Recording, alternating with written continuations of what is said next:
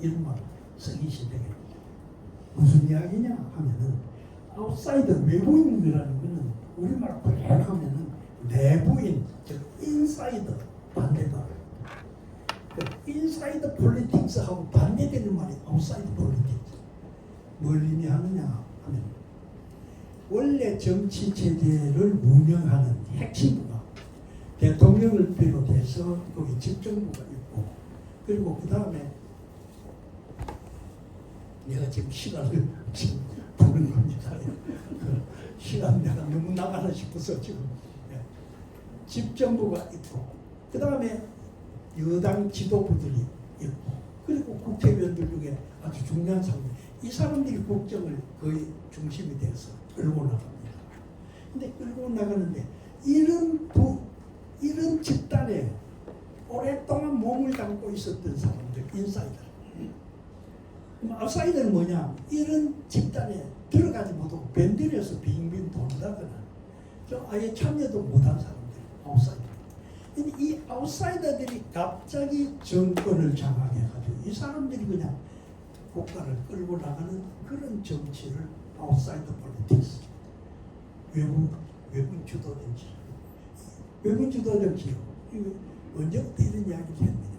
미국에는 사람들 이야기 듣고 1976년에 지미 카터라는 사람이 있었습니다.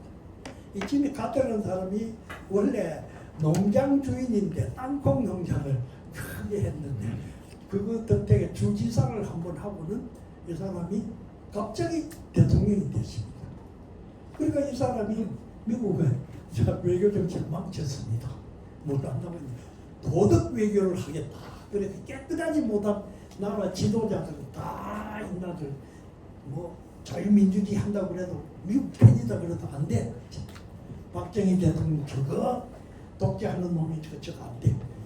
미군 철수시키겠다 하고 여러분들 많이 많으신 분들 기억하시는지 모릅니다. 지미 카터가 나와가지고 그래가지고 미국의 국무성하고 국방부에서 큰일 납니다. 그러면 안 됩니다. 그러고 이야기를 하고 달래고 뭐 하고 해가지고 겨우 그때 미군 조금만 철수시키고 조금만. 여하튼 그 지미 카터 다음에 로널드 레이건 그러는 사람 배우 생활하다가 배우도 성격 배우는요 머리가 좋은 사람들이 있는데 근데 로널드 레이건 성격 배우가 모델 체격이 좋고 얼굴도 근사하게 생기고 그래가지고 모델식으로 맨날 하던 그런 사람이 그 인기로 캘리포니아 부지사 두 분하고는 대통령이 됐어요. 그 뒤에요 미국은 이제 거쳐서 클린턴이라는 사람 아들 부시, 그 다음에 나중에 도널드 트럼프는 대통령이 지난번 대통령 된 전까지 정치권에 한 번도 발도 안 들어. 이런 사람이 대통령이 됐어요. 근데 이게 미국만이 아니고 세계적으로 서진구에서 1980년도부터 유행했습니다. 카나다의 트리도 수사, 오스트리, 물론이고 일본의 호소바마 수사 이런 사람들이 다 그 시대에 그냥 아웃사이더로서 쫙 올라와가지고 있었던 거예요. 그런데 이 아웃사이더 폴리틱스가 그때부터 세계를 흔들었습니다. 우리나라는 대강 보면 우리나라는 원래 선진국 수준 안 갔기 때문에 뭐라고 말을 하기는 어려운데 그냥 여하튼 YS DJ 때까지는 그래도 그 사람들이 야당 단수로서 그냥 국정핵심부에서 계속 대통령하고 싸우면서 쭉 그래가 몇십 년을 그래서 국가 경영이나 이런 데 대해서 어느 정도 알고 있었습니다. 그러나 그 다음에 등장한 노무현, 그 다음에 등장한 이명박, 그 다음에 등장한 박근혜, 그 다 따져보면 윤석열 다 아웃사이더들입니다. 아웃사이더들인데 어쨌든 간에 이런 식의 아웃사이더들이 장점도 있습니다. 어떤 장점이 있느냐 하면은 아웃사이더들은요 바깥에서 빙빙 돌던 사람이 안에서 일을 안 해요. 대신에 바깥에서 국민들이 뭐를 고통스럽게 느끼고 큰 변화가 일어나서 국민들이 뭘 원하는지에 대해서 빨리 터득을 합니다. 국민들이 원하는 걸 빨리 터득하기 때문에 그때 이거를 정리를 해서 국민들이 원하는 바를 체제의 시스템에 맞게끔 잘 이렇게 이끌고 나가면 아주 획기적인 개혁을 할 수 있습니다. 그거 로널드 레이간이 대표적으로 그런 예를 들고 있습니다. 로널드 레이간은 그때 당시에 미국이 필요로 했던 시스템 개혁을 했다. 성공의 케이스다라고 이야기를 하는데 나머지는 대부분이 우리나라 이야기는 뺍니다. 빼고요. 대부분 설명에서 보면은 장점보다는 단점이 훨씬 더 많습니다. 그 단점의 핵심은 뭐냐? 바깥에서 들어와서 안에서 일을 안 해봤기 때문에 국정 관리가 왜 어려운지, 왜 이게 쉽게 해결이 안 되는지 그걸 정확하게 모릅니다. 간단히 이렇게 하면 될 것 같은데 이거 안 한다. 안 하는데 그것 때문에 고통을 많이 받는데 야, 이 나쁜 놈들 이놈들이 뭔가 짝짝꿍이 되어가지고 누구하고 짜고 해가지고 이걸 안 하는구나 라고 오해를 합니다.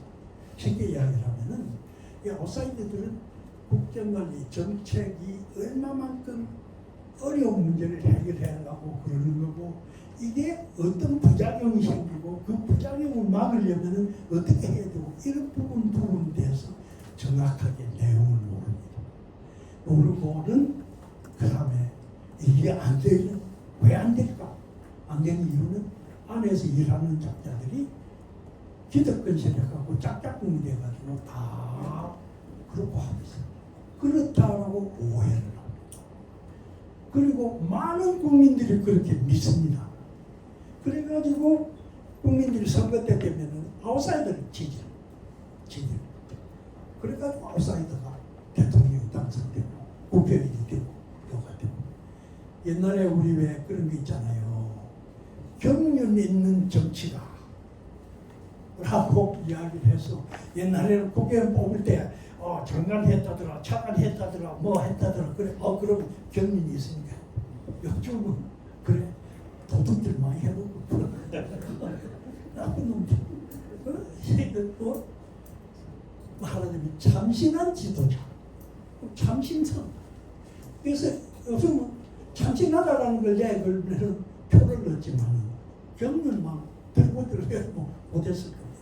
이게 쉽게 얘기하면 인사이더에 대한 아주 심각한 불신, 인사이더에 대한 심각한 오해. 그게 이제 딱 이래서 이제 막 아웃사이더들이 접근다. 이 사람들이 이게 문제가 무슨 문제들이 생기냐? 정책을 합리적으로 계획할 수가 없습니다. 그렇잖아요. 내가 정확하게 잘 모르니까 좀 이따 볼까.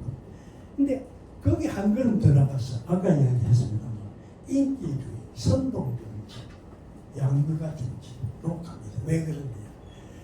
내가 이렇게 하려고 하는데 내가 이거 옳은데 저 자식이 반대를 하는데 저 나쁜 놈이 얘기해가지고 뭔가 나쁜 짓 하려고 그러는 거야. 상대편에 대해서 오해를 하고 오해를 하게 되면 어떻게 되냐? 나쁜 놈이 돼. 나쁜 놈. 내가 뭔가 하려고 하는데 국가를 위해서 이렇게 하려고 그러는데 이런 나쁜 놈들은 없어져야 된다.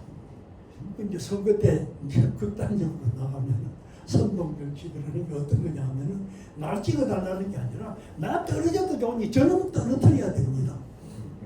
이게 이제 극단적인 선동정치. 극단적인 선동. 그래서 떨어뜨려.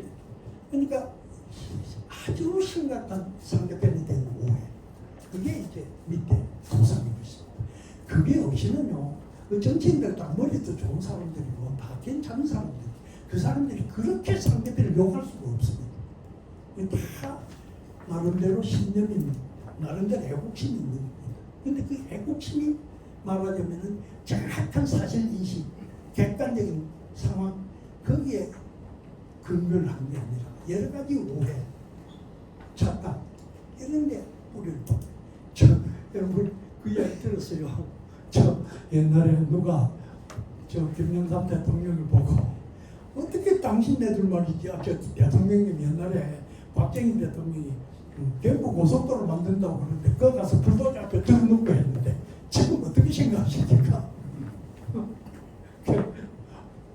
김영삼 대통령 쓸데없는 소리인데 그렇게 웃고 치웠는데 누가 뭐라고 이야기를 하느냐 하면 사실은 그때는 그 밑에 같이 따라다니면서 들어눕고 했던 사람 DJ 따라가서 들어눕어서 내가 이야기를 들었어. 야, 우리는 몰랐지. 그걸 몰랐지. 그거 몰랐지. 쉽게 이야기를 하면은 박정희 대통령 의도에 대해서 불신합니다. 저 사람이 저거 하는 게 순전히 건설업자들하고 짜고 그러니까 건설하면 돈 빼먹으려고 하는 거다. 이런 식으로 생각을 하고 국가를 위해서 정말 근간을 만들고 있다라고 생각을 하는 겁니다. 안 하니까 애국심의 뉴스 막아야 되죠. 그거 그 나쁜 놈이지 박정희 대통령. 이게 그때 당시 실제로 일어났던 일입니다. 무슨 말이냐? 상대편에 대한 정확한 이해를 하고 거기에다가 그걸 기반으로 해서 신뢰를 하는 게 아니라 처음부터 오해, 착각해가지고 불신하고 상대편을 미워하고 증오하고 이런 식의 것이 작동하고 그러다 보면 양극화가 될 수밖에 없습니다.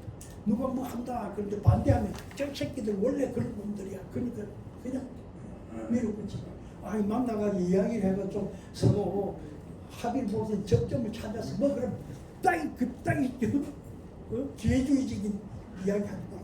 당연히 그러니까 모든 당이 극렬파들이 주도권을 쥐고 이 양극화 정치입니다. 그렇죠?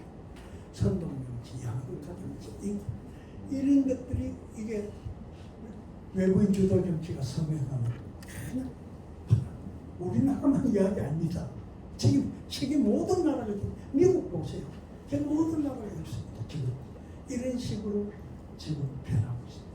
막 여기에 정권 장악을 위해서 공익을 파괴하는 문제 등등 여러 가지가 나오는데 지금 나보고 시간이 없다고 앞서서 보내서 할 수 없이 제가 줄여서 좀 이야기를 할게 사실은요 제가 이렇게 생각했습니다. 여러분들 책을 갖고 보시면은 책이 너무 방대해서 또 이게 재밌는 책도 아니잖아요. 그러니까 아마 뭐 골머리도 아프고 그랬을 텐데 내가 이런 이야기를 듣고 난 다음에 이렇게 보면 좀 읽기도 쉽고 이 비하인드 스토리거든요. 책에 쓰여져 있지 않는 그 책 뒤에 있는 이야기들 하면은 여러분들 그때 읽고 좀 읽기 쉽고 뭐 이런 강의 생각도 하고 이래가면서 쉽게 이해를 하시라고 제가 시간을 많이 좀 드리려고 했는데 어쨌든 간에 그래서 이런 식이 되니까 이런 상태에서 이게